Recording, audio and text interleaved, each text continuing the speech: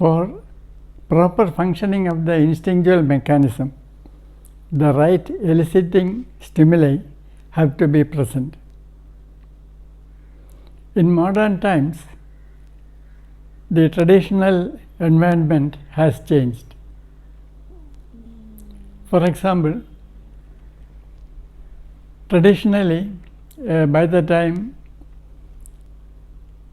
a boy or girl reaches adolescence, he and she would have mastered the skills necessary for survival, and they are ready for marriage. Traditionally, marriage used to take place as soon as people reached adolescence. Now in modern times, people go on studying or preparing for a job till they are 20 or 25 years old. So biologically and physically they are ready for marriage at 12 or 13, but then for several long years they are depriving themselves of a married life and consequently a sex life also. This creates many problems. For example, masturbation. And there are many different opinions regarding masturbation. Doctors say that it is not harmful because they don't see any damage physiologically.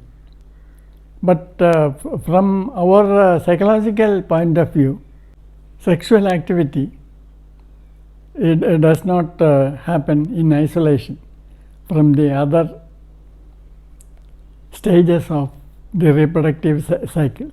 There has to be an acquisition of territory, which is the first phase, and there has to be a courtship phase, and then only the actual sex act comes, copulation comes. Now if you masturbate, the problem is that the sequence is not right, and this probably creates tension in the system, and it can cause psychological as well as physical problems which are not easily detectable. And another consequence is that many animal studies have shown that a proper consummation of one stage is necessary for successful passing on to the next stage. So there has to be acquisition of property or establishing one's capacity to earn a living and so on before the other stages come into being. But in modern life, this is not so. For example, soon after physical and physiological maturity, there is the courtship stage, and then the boy or a girl knows that he or she cannot marry because they don't have the right readiness according to social convention when they are 12 or 13.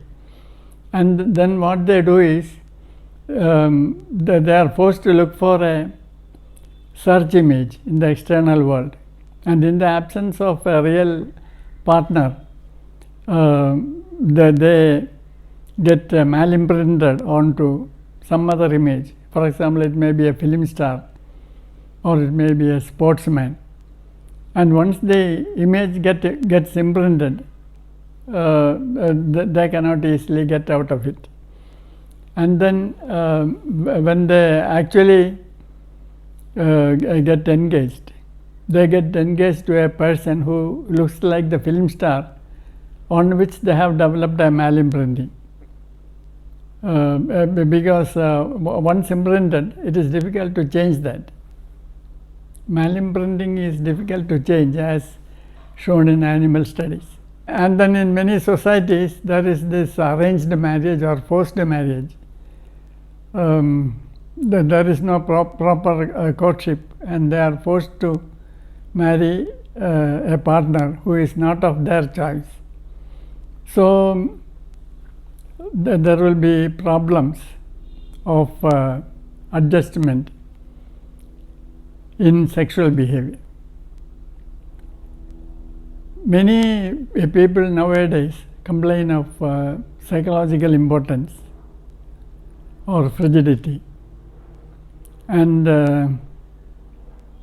modern therapists who are not aware of the real psychological nature of sexual function try to cure psychological impotence or frigidity by training methods of a behavioristic nature.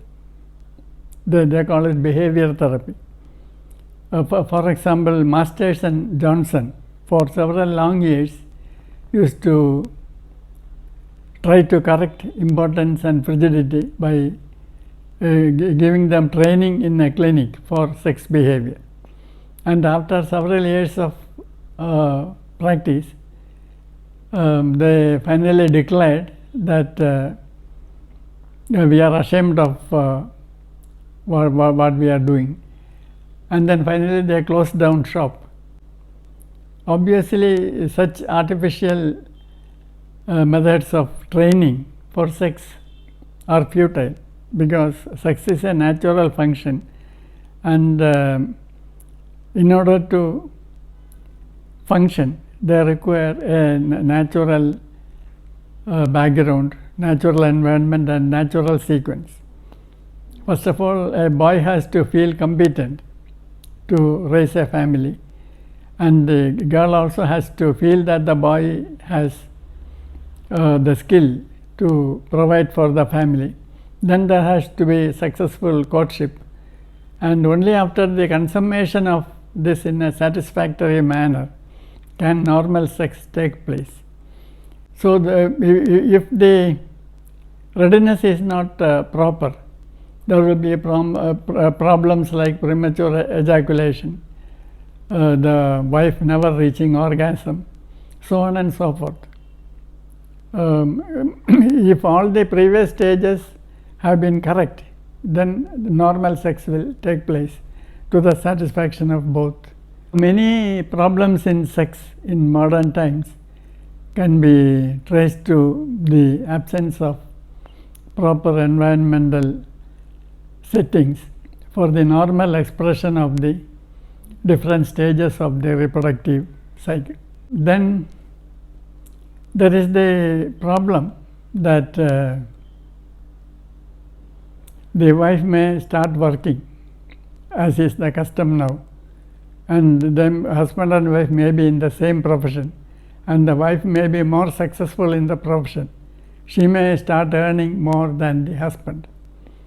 So the husband's innate instinctual mechanism looks for a wife who looks up to him for economic support. When the wife is a breadwinner, a co-breadwinner, the man feels emasculated. Women are generally smaller in size than men in most cultures, and this is the biological requirement for the man to feel that he is a strong protector. If the wife is bigger than the husband feels threatened. So earning more money than the husband is also a situation where the man no longer feels happy in the situation, because he has been programmed to think that he is a breadwinner, and that the wife is an obedient housekeeper who bears him children.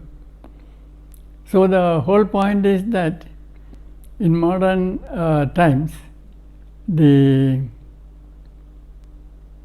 eliciting stimuli for proper pair bonding and proper expression of the instinct are absent, and this can explain many of the problems in modern times.